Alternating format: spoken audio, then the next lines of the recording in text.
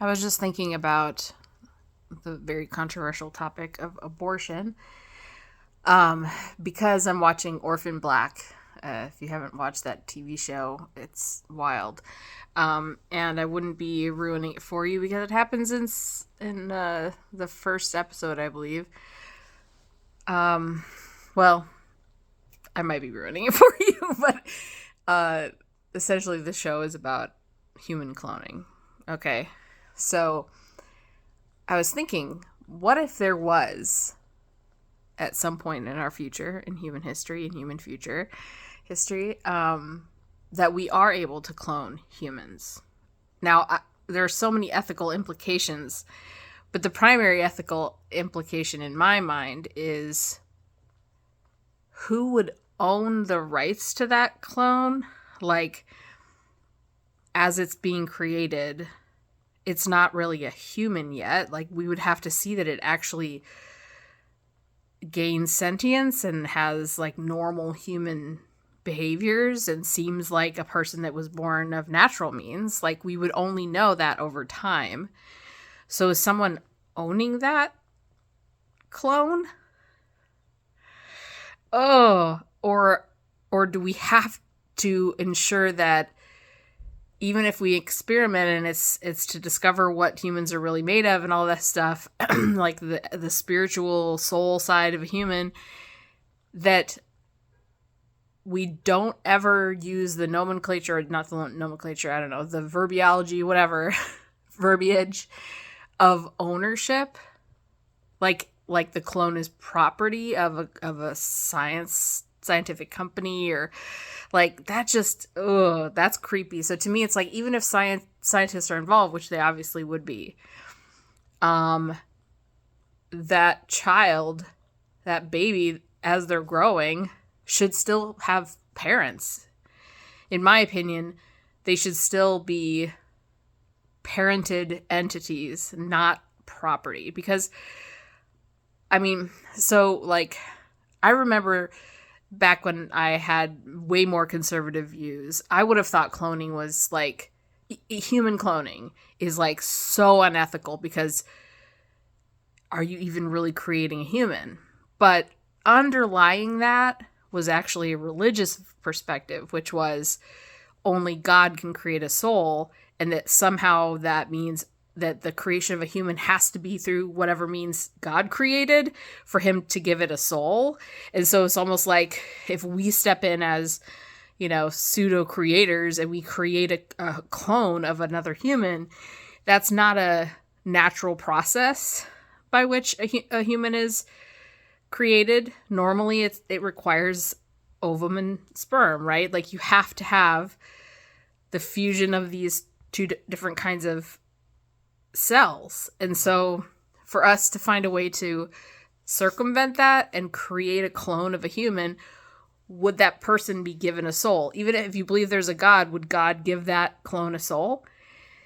If there isn't a God, what we consider, what we've always called sort of the je ne sais quoi about a human, is that does that body inherit those qualities simply because the DNA is there? Or is part of what creates the humanness of a human that's different than other animals, the self-awareness, the consciousness of life, is that in DNA, or is that a spiritual or metaphysical thing, right? Because that's always been like the the ethics about it. It's like, well, the two parts I'm talking about. The idea, would you own or would you parent a clone, right? And I'm fully in favor of parenting all human-like species and not owning them. And then secondarily, the soul question. So if there is no soul, what does that mean? But yet, like, meaning it's just this inanimate thing. It has no awareness, no self, right? Or maybe has some like very, very basic reflexes, because the body does that, like breathing and, blood pumping through your body, and you know what I mean? Like, whatever. Those are maybe innate to the body, but like awareness of life, being able to learn how to communicate and self-awareness and dreams and visions and whatever. What do you attribute that to? If you are godless, you just think it's part of biology, but what if it's missing in a clone? What does that mean? And then if you are a God person, like a person who believes there is a God, godless, if you're atheist or a deist, if you believe that God is the giver of life and there's no life in the clone, what does that mean? Does it mean we have done something abominable, like not abominable, that's an abomination? Is that what that means, that God's like, I refuse to give that entity a soul because you didn't do it the right way? Or does it disprove God? Or does it say, well, maybe there's a God, but we create souls, he doesn't? Or what our perception of a soul is like, I mean, so anyway, it's just, it got me thinking. And how does that tie back to abortion? Well, again, it's like whoever owns or parents the creation of that clone, I feel like still has the same rights of protection around that clone. Meaning, think of it comparable to a woman who gets pregnant and she wants to be pregnant, right? Well, then if she wants that, if she wants to have that baby, then at that very moment that she makes that decision, that baby feels protected by its community, by people it doesn't even know. Like, you know, if you saw a pregnant woman walking down the street and she fell down, you would run to help her, be like, oh my gosh, because in your mind you're thinking, I'm not just helping that woman, I'm helping her and her baby. And I know I sound really pro-life right now, but what I'm trying to say is the wanting, the intention, the willful creation of something is the key. And I feel like is the key in imbuing value into that growing human. So in the case of a natural pregnancy, you know, that happens through human sexual intercourse, a person wants that baby. That was like, yes, this is something I'm intentionally creating and I want to create. The same would be about clones. There's no accidental cloning, right? You can't like, oops, in the lab, I tripped over something and oops, there's a thing that's alive, right? So human sex generating another human can be totally accidental. Cloning will never be accidental. So the responsibility by that person to ensure it's going to be a healthy clone, that it's going to, you know, whatever, they still may have choices that they have to make where they could terminate the creation of a clone, right? So the way that it's always portrayed is like cloning would happen basically in, you know, a petri dish. Something's happening in a external to a uterus, right? And then once it becomes a moving, living thing, a fetus type thing, that it's transplanted into a uterus, and then the uterus, the person who's hosting this clone, is essentially bringing it into the world like a child would normally be brought into the world. So I say all that to say, you know, a person in a lab who is acting as parent instead of owner, they have parent rights. They have a parental view of it. They still have the opportunity to look at something and go, this isn't viable. This isn't a good batch. This isn't whatever. And they could terminate that batch. So it's still pro-choice in an environment where accidents are completely out of the equation, right? So, you know, if someone came in the lab and messed with the sample and did something weird, you know, that's then a choice that the parent of the clone would have to make. Like, should I proceed with this one or not?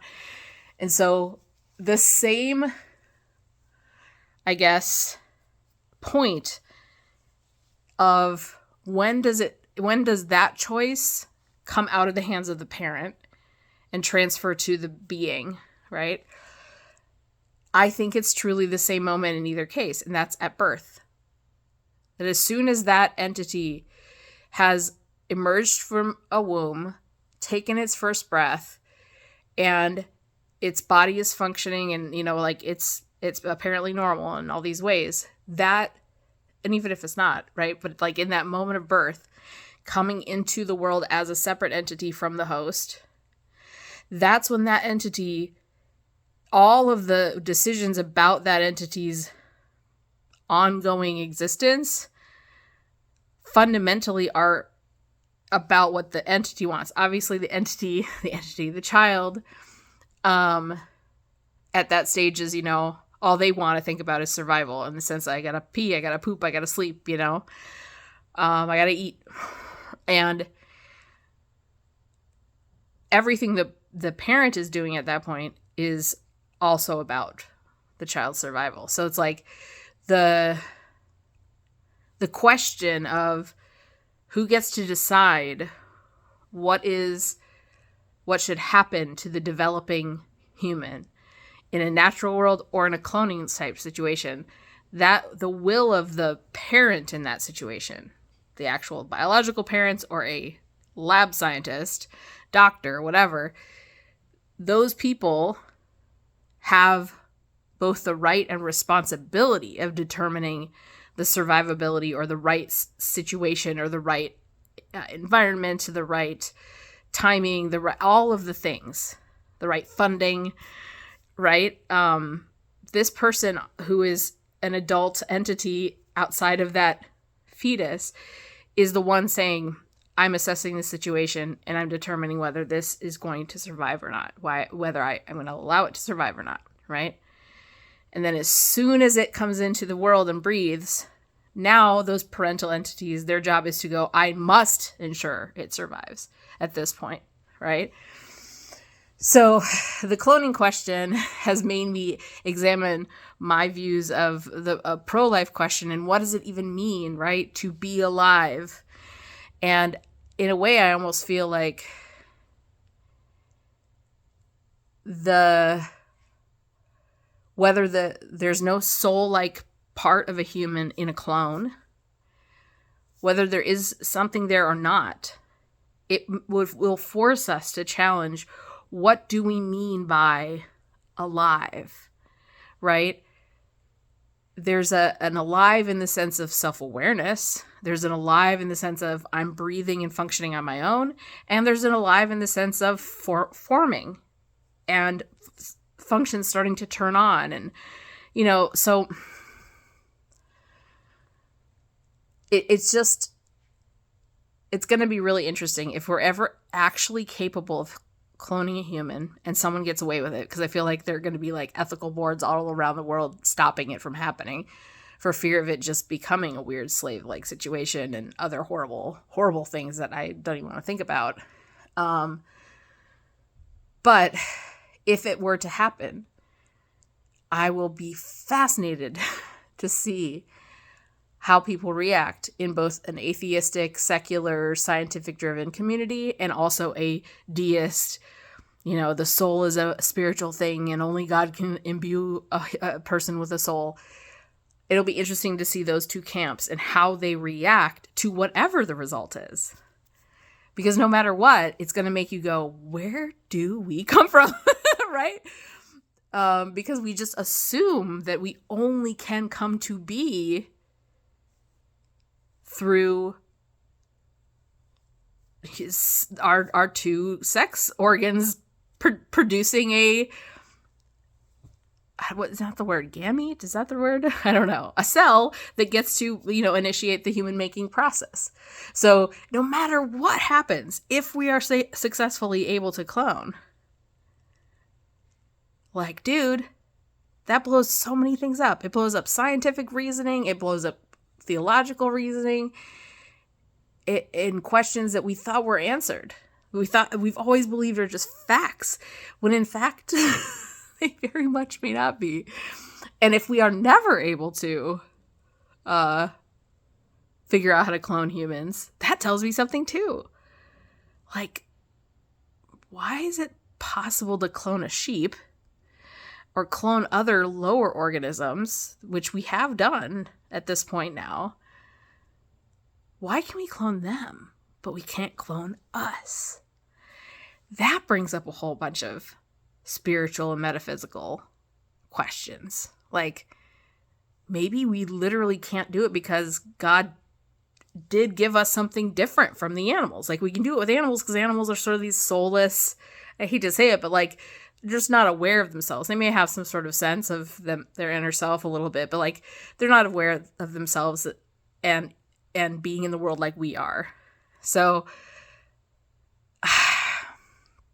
maybe that's why we can't clone humans.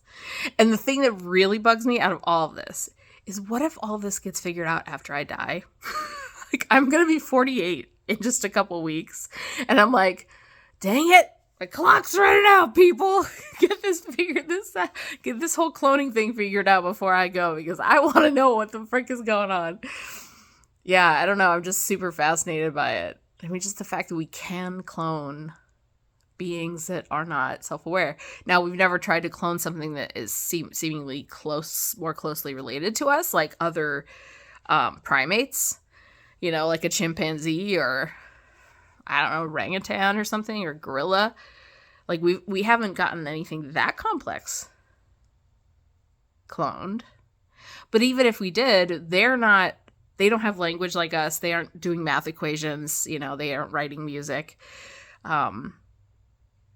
So that wouldn't necessarily tell us. But if we could start to see, like, that'd be fascinating. If we could get all the way that high a level of understanding and like intelligent animal and clone that level, but we still can't clone humans, like,